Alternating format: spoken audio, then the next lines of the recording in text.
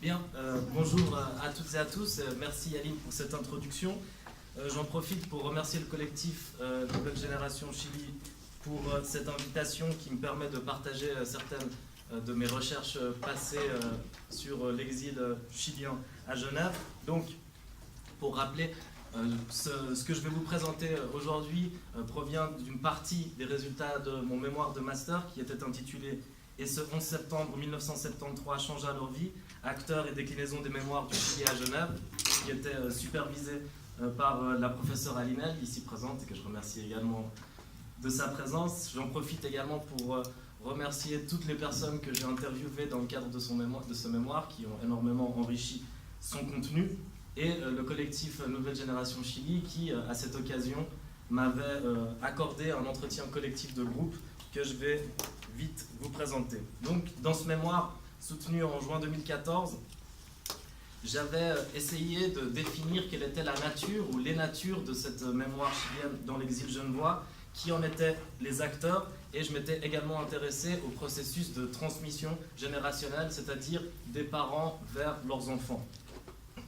Donc aujourd'hui, je vais vite vous présenter la méthodologie que j'avais utilisée dans le cadre de ce mémoire, vous offrir une définition des différentes mémoires que j'ai pu rencontrer à travers les entretiens et les recherches en archives, vous présenter également quelques moments et moyens de transmission qui sont importants pour voir la diffusion de la mémoire d'une génération à l'autre, et finalement, dans une troisième partie, je vais vous parler plus précisément de la reprise en main de la question mémorielle par la deuxième génération de Chiliens. Donc pour constituer mon corpus, j'avais au début interviewé 54 personnes d'origine chilienne nées ou ayant grandi à Genève, puis j'avais restreint ce corpus à 13 personnes pour la rédaction définitive du mémoire. Ils ont en commun d'être tous nés, toutes et tous nés à Genève ou en Suisse romande. Ils étaient nés après le plébiscite de 1988 ou étaient trop jeunes pour s'en souvenir, c'est-à-dire qu'ils sont nés en gros entre 1985 et 1991. Puis un entretien collectif avec les membres du groupe Chili Nouvelle Génération qui s'était déroulé au Café de la Maison des Associations il y a maintenant 3 ans. Donc, quelles sont les mémoires qui sont transmises et conservées par les Chiliens de la deuxième génération à Genève? Il y en a 4 principales. La première est une mémoire politique qui est centrée autour du gouvernement de l'unité populaire qui gouverne le Chili jusqu'au coup d'État de septembre 1973, sur le militantisme de leur famille, parents, grands-parents, proches, sur certaines figures politiques centrales, dont bien sûr le président Allende. Il y a également la mémoire de la répression qui suit immédiatement le coup d'État, la mémoire de l'exil, avec les parcours suivis par les parents pour venir jusqu'en Suisse, l'adaptation à la nouvelle société d'accueil, la continuation ou non de la mobilisation politique dans l'exil genevois, et la forme que cette mobilisation a pu prendre, et finalement une mémoire qui est également culturelle, avec une transmission de certains éléments culturels centraux qui sont la Nueva Canción, sur laquelle je reviendrai, quelques auteurs dont principalement la figure de Pablo Neruda, qui est connue par tous les enfants d'exilés, etc. La mémoire politique, comme je l'ai dit, se retrouve centrée autour de quelques événements: l'arrivée au pouvoir de l'unité populaire, son gouvernement, quelques-unes de ses mesures les plus emblématiques. Pour vous citer 2 exemples, un interviewé dit sur le président Allende: il incarnait au moment où le Chili était riche et le peuple en profitait. C'est une période où l'école était gratuite, bêtement, qui avait la santé pour tous, et puis tout le cuivre, tous les sous-sols qu'ils étaient pour eux. L'élément de la nationalisation des sous-sols revenait ici comme étant un élément fondateur de la période de l'unité populaire. Allende est également présenté par cet autre interviewé comme un amoureux du peuple. Avec les nationalisations, il a compris qu'il fallait arrêter de se faire tout voler. Il fallait utiliser ses ressources pour que le peuple vive mieux, pour qu'il y ait plus d'égalité. C'est le genre de personnage que j'admire. De tous les moyens, en dehors du fait qu'il incarnait Allende en tant que personne, un moment d'espoir pour la génération des exilés, donc les parents, je pouvais voir aussi une diversité des mobilisations politiques, puisque parmi les parents, vous aviez des membres du Parti communiste, du Parti socialiste, mais également du MIR ou du plus petit MAPU, Donc j'avais une diversité, une palette assez large des différentes organisations politiques qui ont joué un rôle important au Chili dans les années 1960 et 1970. La mémoire de la répression était un autre élément central dans la transmission mémorielle. La répression pouvait directement toucher les parents, pouvait toucher d'autres types de proches, des amis des parents ou des grands-parents ou des oncles et des tantes. J'ai pris ici 3 extraits. Le premier, il s'agit d'un enfant d'exilé qui raconte que son père a échappé de peu à une arrestation. Le lendemain, il y a une descente de l'armée dans l'université et ils ont pris tous les profs selon une liste. Mon père était sur cette liste. On n'a jamais revu les autres profs. De ses collègues, il y en a une qui s'est fait torturer et qui a dit non.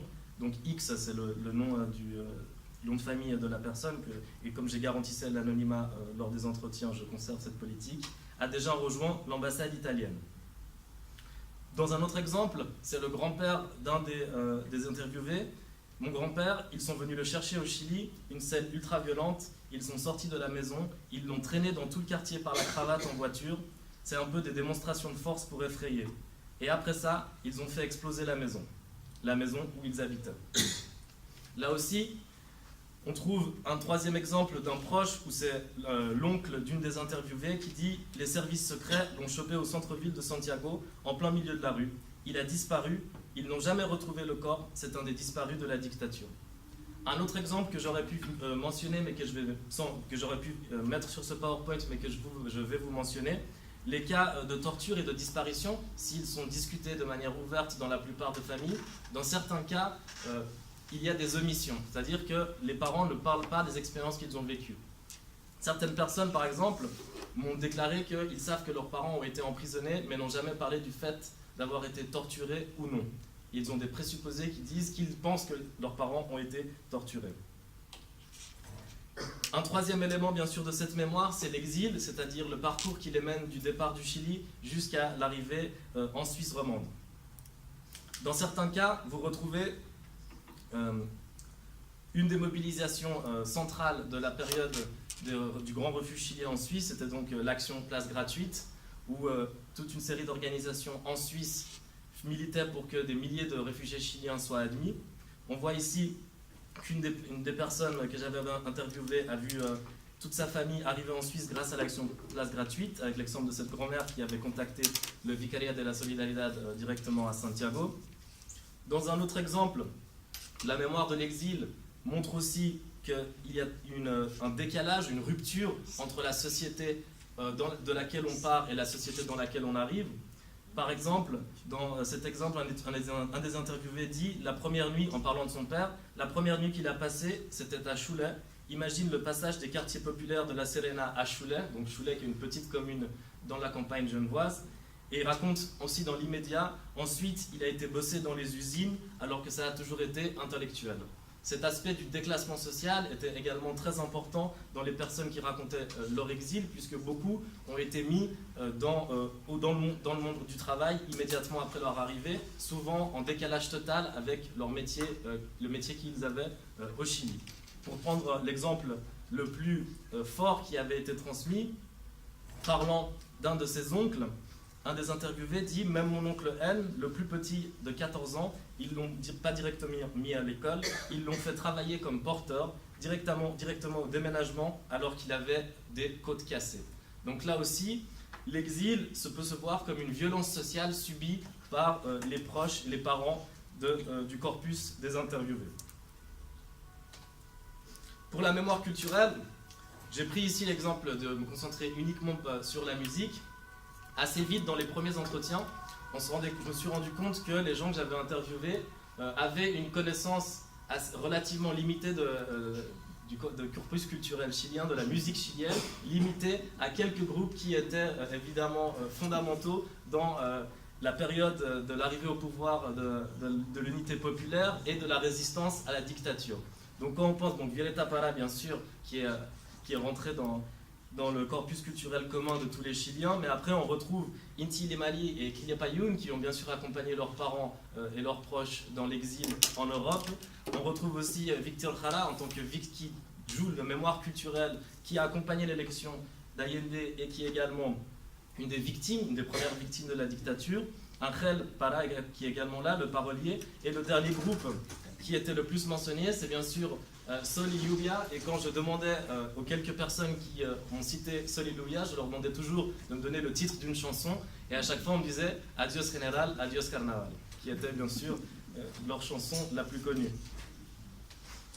Donc après, je vais vous parler maintenant des moyens de transmission de la mémoire. Donc la mémoire, finalement, elle se transmet principalement à la maison. Comme le dit Claudio Boltzmann dans son livre « Sociologie de l'exil, une approche dynamique, l'exemple des réfugiés chiliens », les parents exilés cherchent dans la mesure de leurs moyens à compenser l'influence assimilatrice de la société de résidence par la transmission aux jeunes d'un ensemble d'éléments socioculturels du pays d'origine. Alors, c'est assez vite, là, d'une manière très généreuse, les interviewés ont accepté de me décrire l'intérieur de leur maison pour que je puisse tester ou valider cette hypothèse. Et dans plusieurs cas, on retrouve l'idée qu'il y a des portraits, notamment du président Allende ou de Pablo Neruda dans les maisons, assez souvent. On retrouve également des collections de disques où il y a, bien sûr, tous les chanteurs que j'ai mentionnés tout à l'heure, avec un des interviewés qui disait que Quilapayún tournait en boucle à la maison. Et finalement, un troisième interviewé, décrivant les livres auxquels il a été confronté durant toute sa vie à la maison, dit de ses parents, ils ont une bibliothèque, d'un côté le communisme, la dictature au Chili, le communisme au Chili, les exilés chiliens. Donc là aussi, on voit qu'il y a une omniprésence du Chili à la maison. Un autre moyen de transmission central, c'est évidemment les films. Donc l'historien Jacques Logoff disait que la télévision et la radio étaient devenus, et il parlait dans les années 1980, les nouveaux outils de production de la mémoire. Et puis si on l'élargit maintenant aux documentaires, au cinéma et même des plateformes numériques aujourd'hui comme YouTube ou Dailymotion, où on retrouve toute une série de vidéos qui n'étaient pas trouvables avant. Et vous avez également Ricardo Bocco, qui a beaucoup travaillé donc, sur le cinéma chilien. Il dit, à propos des réalisateurs chiliens, les réalisateurs de films, parmi d'autres artistes et acteurs sociaux, ont acquis une légitimité certaine comme entrepreneurs de la mémoire. Donc, c'est pour ça que de la même manière qu'en interrogeant les gens sur les quelques artistes qu'ils connaissaient, les artistes musicaux, le cinéma et les films et les documentaires qui avaient été vus et qui sont connus du corpus des interviewés m'a intéressé. Donc le film qui était le plus mentionné est Mon ami Machuca, qui est sorti en 2004. Donc c'est une fiction dans laquelle on voit la dictature et la coup d'État, surtout à la fin. Sinon, vous avez également beaucoup de films en lien avec la dictature, notamment le monumental La bataille du Chili de Patricio Guzmán, même le film Missing, qui parle d'un journaliste américain disparu dans une dictature latino-américaine, La barque n'est pas pleine, documentaire qui parle de l'arrivée, qui parle de la mobilisation en Suisse pour les réfugiés chiliens, Nostalgia de la Luz de Patricio Guzmán aussi, la fiction No sur la campagne du plébiscite, ou encore Salvador Allende, un autre film de Patricio Guzmán. Le film parfois permet aux interviewés et à leurs parents et à leurs proches d'affronter certains éléments de leurs histoires personnelles. En prenant le cas d'un des interviewés, il dit « Il y a ce long documentaire en 3 volets, La bataille du Chili. Il faut être motivé pour le regarder, c'est long. C'est des images d'archives, donc forcément ça te renvoie à quelque chose. Il y a 1 ou 2 séquences où on voit mon oncle, qui à ce moment avait 18 ans et qui était clairement engagé. Il a disparu longtemps, par exemple. » Donc on voit que la projection d'un documentaire avec les images d'archives, parfois, tisse un lien entre ce Chili et les enfants d'exilés. Le film est également une occasion pour la famille de se retrouver autour de son passé. En parlant des réunions de famille qui ont lieu de moins en moins souvent avec l'âge, puis les gens qui quittent leur maison, qui se marient, qui refont leur vie.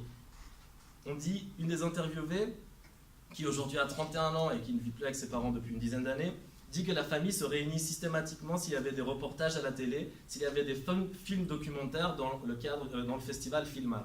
Donc là aussi, le festival Filmar en Amérique latine a joué un rôle important dans la transmission mémorielle.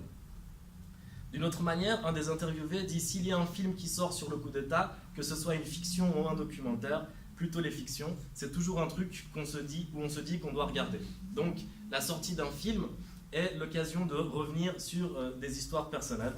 Et bien sûr, d'une manière un peu plus classique, On dit qu'un des interviewés a dit qu'il parlait énormément de la période du gouvernement d'unité populaire et les premières années de la dictature en regardant des documentaires.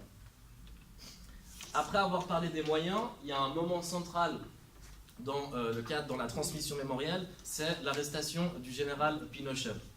Donc, la sociologue française Fanny Edlicki a dit que pour les enfants d'exilés, l'arrestation de Pinochet a marqué une rupture dans le sens parfois positif, où toute une série de secrets qui avaient été cachés aux enfants ou qui n'avaient pas été racontés sont ressortis, et c'est également, pour beaucoup d'enfants d'exilés, la première séquence de mobilisation politique. Un des interviewés qui avait vu ses parents peu fréquenter la communauté chilienne dit « C'est là que j'ai découvert qu'il y avait une communauté d'exilés conséquente ». Donc le renvoyant, notamment lorsqu'ils organisent les piquets à la place du Mont-Blanc.